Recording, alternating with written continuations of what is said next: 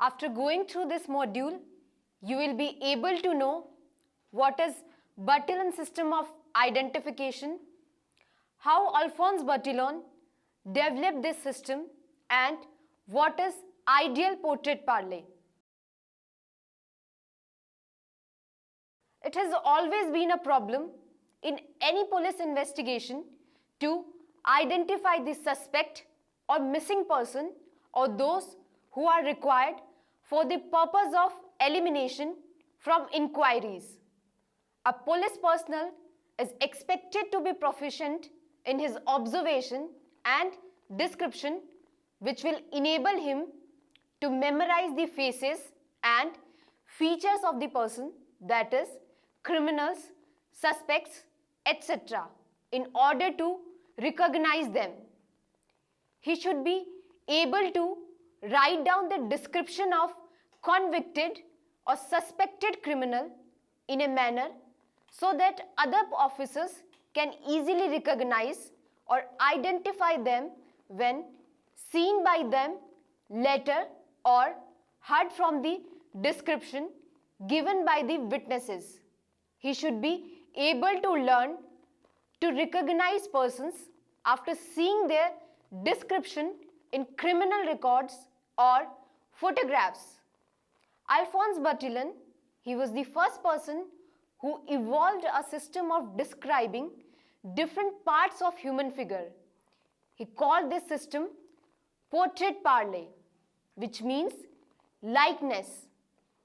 Bertillon was a French police officer and he was the biometric researcher who applied the anthropological techniques to law enforcement, creating an identification system based on physical measurements. He is also considered as the father of criminal identification. Before his engagement in the police office in the French police, Bertillon also served in the French army. He also shared his father's interest in anthropology and statistics and was an intelligent person. Bertillon was 26 years old when he started working as a clerk in the Criminal Record Office of Paris. After working in the department for a while, he got to know the fact that there was no organized system to store and retrieve the records. Therefore, he thought of devising a method so that the records of the criminals could be more practically recorded and it could be retrieved within no time. So, he thought of classifying criminals on the basis of their physical measurements which could not be altered by the offender. So, Bertillon started taking measurements of the prisoners with the help of other clerks. The measurements which were taken into consideration by Bertillon included height of a person stretched from fingertip to fingertip, sitting height, head length, head width, cheek width, right ear length, length of the left little finger, left foot length, left middle finger length, left forearm length. The diagram is showing you the typical Bertillon sample card. Apart from this, build of a person, age, eye color was also considered in the Bertillon system of identification. Bertillon theorized that if the chances of two people being the same height were 4 to 1, then adding one more measurement such as length of the trunk would make the odds 16 to 1. If several measurements were involved, say 11, then the chances of finding two people exactly alike physically would be 4,191,304 to 1. Confident of his approach to criminal identification, Bertillon advised the chief of the police to officially adopt his method for recording the details of offenders. So students, now I'll tell you the history of Bertillon system and how it spread into another parts of world. In 1883, the Bertillon system was officially adopted as criminal identification technique, firstly in Paris and later in the whole of the France. Martin Dupont case was the first instance where Bertillon was successfully able to identify a serial offender. This gave a lot of popularity to his system. After that, in December of 1884, the director of the French prison system, he announced publicly that he intended to introduce Bertillon system into all of the country's prison. This story made front page news and thanks to a journalist who coined the word, anthropometry became Bertillonage. By 1889, 10 years after, he had joined the record office as a lowly clerk. Bertillon was a celebrity in France and known in law enforcement circles throughout the world. That year, he published some impressive figures of 31,849 arrestees measured during the life of his system. 615 were found to be repeated offenders and many of whom were wanted at the time for other crimes. His system of criminal identification worked and he could prove it. Further improving the system of identification, Bertillon designed signs which correspond to each section of the body. The end result being an individual decipher card that could be further condensed into a notice. Bertillon broke down each part of the human face into minute details. For example, nose was divided into 6 key descriptive features which included root of the nose, tip of the nose, dorsum, base, height, breadth of the nose. Similarly, the hair, beard, arms, legs, general appearance, race and skin color of a person was also mentioned.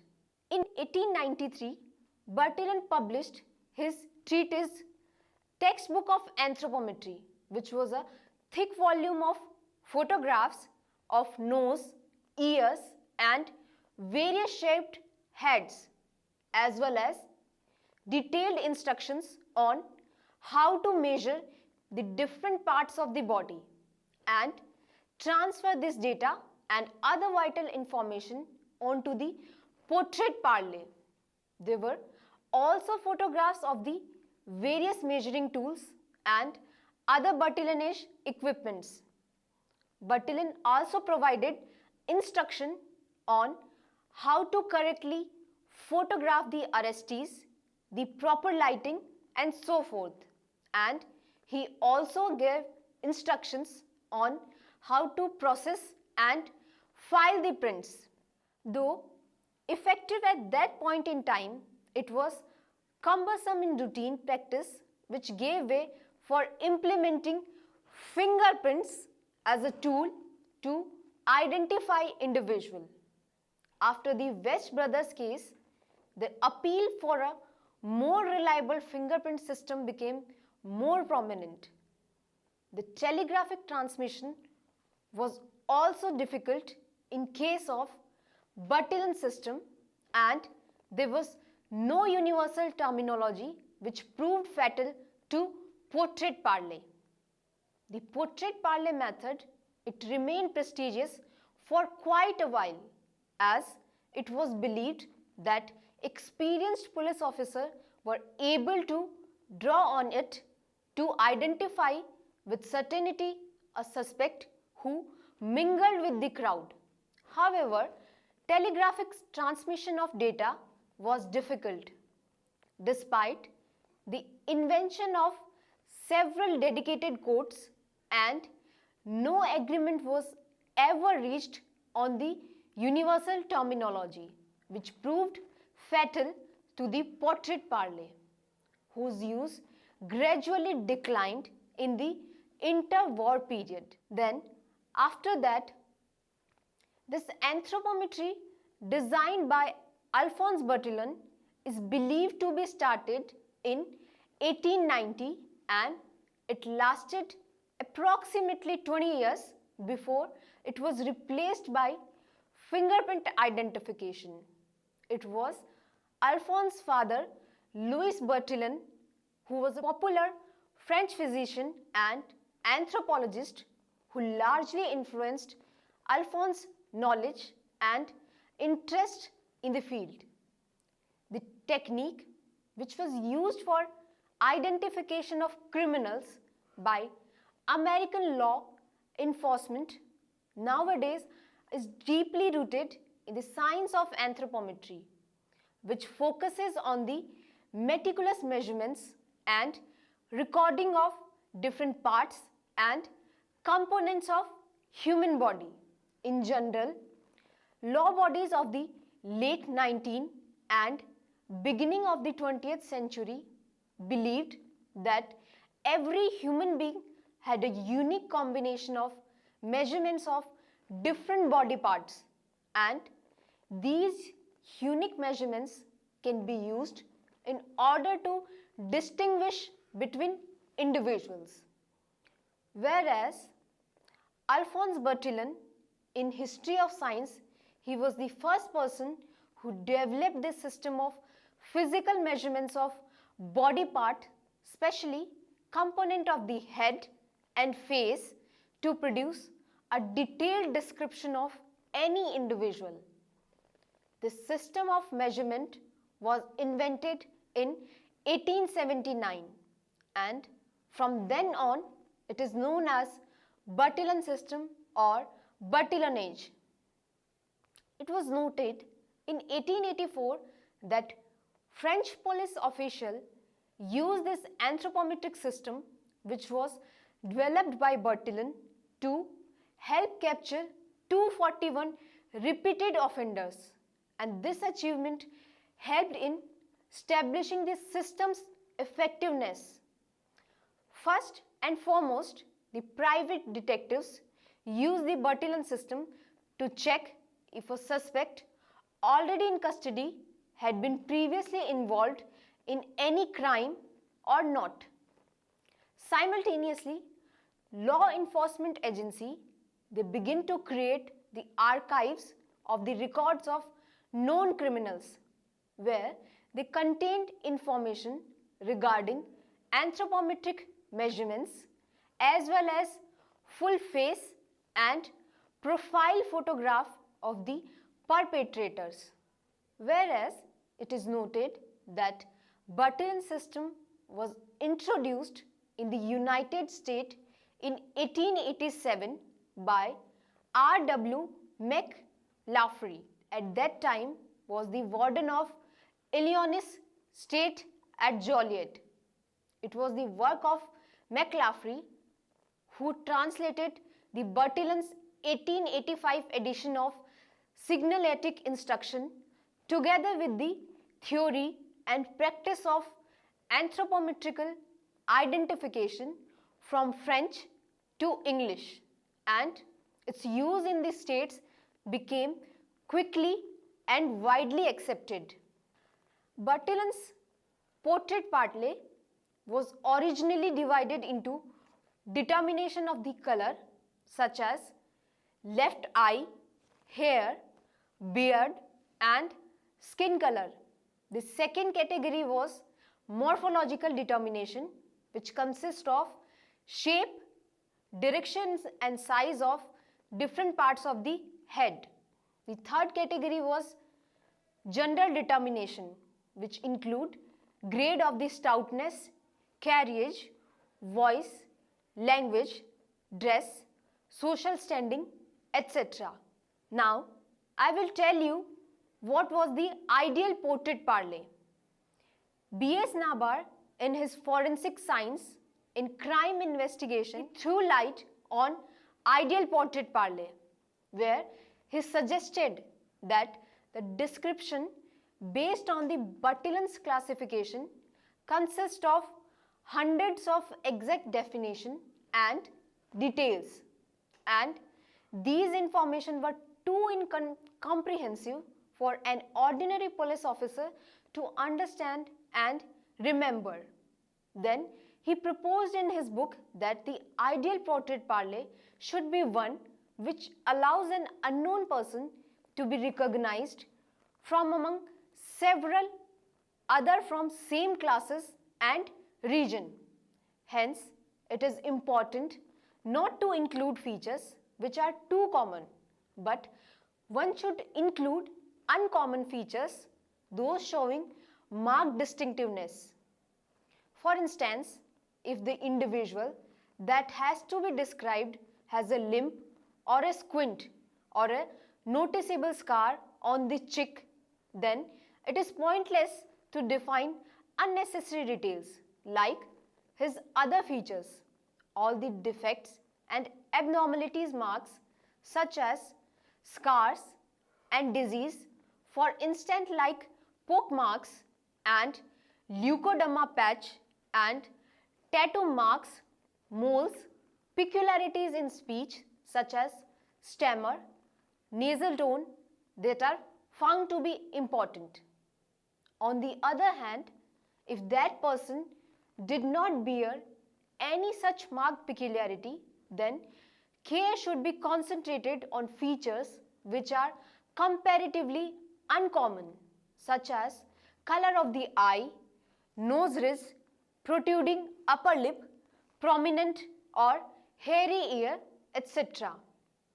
In his book, he mentioned the classification of features, where he noted broad variations of each feature. Features were in descending order based on uncommonness. It has to be noted that if no marked peculiarity is found, then it is generally sufficient if 5 to 6 unusual features can be located. He divided this classification in two parts, namely Part A and Part B, where he termed Part A as descriptive role and Part B facial characteristics. In descriptive roles, the particulars of age, height, build and complexion as indicated in Part A further down must be specified along with some of the unusual features taken from the Part B. Personal information, if known, such as name, parentage, sex of the person, occupation and habit should be contained within. In recording description, it is necessary to look at the individual both full face and in profile, to watch him walking and talking and to examine his body for special marks. The Part A, which was termed as descriptive roles, consisted of a number of features like height of a person, build of a person, skin complexion and age. The height of a person was further specified as tall person, medium, short and abnormality in height, for example giant or dwarf. Similarly, the build of a person was further segmented: a person who is having fat, person who is having strong build, medium build, thin, abnormalities like hunchback, stooping and pot-bellied. The skin complexion was further categorized into fair complexion, whitish complexion, brown complexion, black complexion and any kind of mark of disease like smallpox, leprosy and leukoderma patch. Then age was further specified, and in case if the age cannot be approximated, it was indicated as young person, adult person, middle aged and old person. Part B, which included the facial characteristics, it says that in case of a normal human figure, the height may be divided into 7 parts. The normal adult head is 1/7 part of the total height.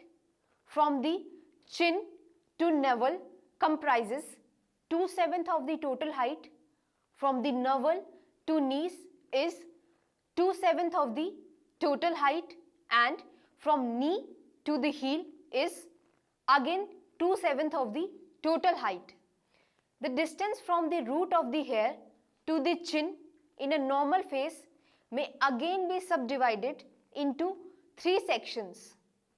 From the root of the hair to the base of the forehead makes 1/3. Then from the base of the forehead to the nostrils it makes another 1/3, and from the base of the nostrils to the chin it makes remaining 1/3. The facial characteristics included different features like face. Face was further categorized on the basis of shape and peculiarities. Shape was further specified as oval face, roundish face, squarish face and long face, whereas in case of peculiarities, the face was specified as faces having prominent cheek, bones, prominent jaws, flabby cheeks and sunken cheeks. The second feature which comes under facial characteristic is head. The head was specified according to the shape, and the shape was further classified into different classes such as roundish shape, high in crown, flat in crown and flat in back. Third characteristics which included under facial characteristic was hair, and hairs were further segmented on the basis of size of the hair, color of the hair and shape of the hair.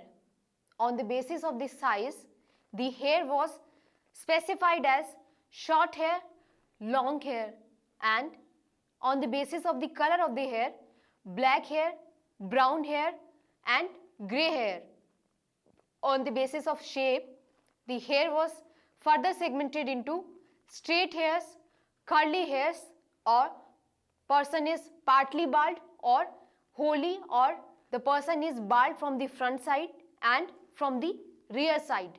The fourth feature was forehead, and the forehead was specified on the basis of height of the forehead, width of the forehead, slope of the forehead and if the forehead is having any kind of peculiarities. The height of the forehead was further down specified into low forehead, high forehead. On the basis of width, the forehead was specified as narrow forehead and broad forehead. On the basis of slope, it was specified as vertical head and receding head.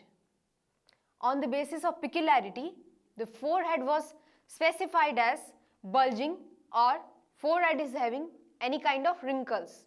Then the next feature which was included in the facial characteristic was eyebrows, and eyebrows was specified on the basis of shape, that is arched, straight shape and joined eyebrows. On the basis of peculiarity, bushy eyebrows, thin eyebrows and almost missing eyebrows.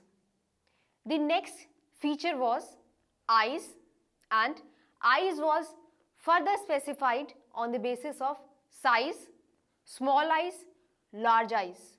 On the basis of color, black eyes, grey eyes, blue eyes and brown eyes. On the basis of shape, straight eyes, slanting eyes, sunken eyes and bulging eyes. And Finally, on the basis of peculiarities, one-eyed, bloodshot and squinted person. The next feature which was included under facial characteristic was nose, and nose was further segmented on the basis of length of the nose, projection of the nose, width of the nose, ridge of the nose, tip of the nose and nostrils. On the basis of length, the nose was classified into large nose and small nose. On the basis of projection, the nose was specified as large nose and again small nose. On the basis of width, nose was specified as narrow nose and broad nose. On the basis of ridge, it was straight, convex and concave. On the basis of tip, it was classified as pointed nose and bulbous nose.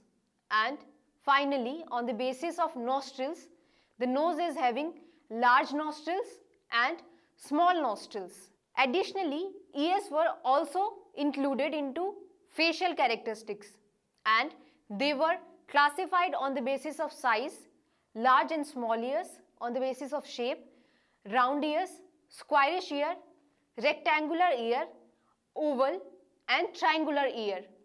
On the basis of position, set close to the head, protruding out, protruding low and projecting high. On the basis of lobe, squarish ear, descending ear and gulfed ear. On the basis of peculiarity, hairy, pointed top and boat. The next feature was mouth, and mouth was classified on the basis of size, large mouth, small mouth, shape of the mouth, that is straight, corners turned up or turned down. The next characteristic was lip, and lips was specified on the basis of position, that is parted lips, protruding lips, overhanging upper lips and protruding lower lips. On the basis of thickness, that is thick lip, thin lip. On the basis of peculiarity, hair lip. Then next feature was teeth. Teeth was specified on the basis of size, large teeth, small teeth. On the basis of color, white teeth, discolored teeth. On the basis of peculiarities, missing teeth, broken teeth and false teeth. On the basis of chin, slope, size and peculiarity was the basis to further specification. On the basis of slope, it was jutting, receding. On the basis of size, it was pointed, squarish. On the basis of peculiarity, chin was specified like double chinned, dimple chinned and cleft chin. Finally, the last feature which was included under facial characteristic part B was neck, and neck was segmented into different categories on the basis of size and peculiarity. When we talk about the size of the neck, it was further divided into different categories like long neck, short neck, thin neck and thick neck. And when we talk about the peculiarities, the neck was specified as prominent Adam's apple. So students, now let us summarize what we have studied in this module. It is thought that writing the description of person as described by the eyewitness is easy, but it is not. The eyewitness may not be capable of describing in words the individual seen by him, nor will be the police personnel able to put down the appropriate description. In order to overcome the problem, which is the language barrier, Alphonse Bertillon, he evolved this system of illustrating different parts of human figure. This system was known as portrait parler, which was originally divided into 4 categories, which include determination of color, morphological determination, gender determination and description of indelible marks.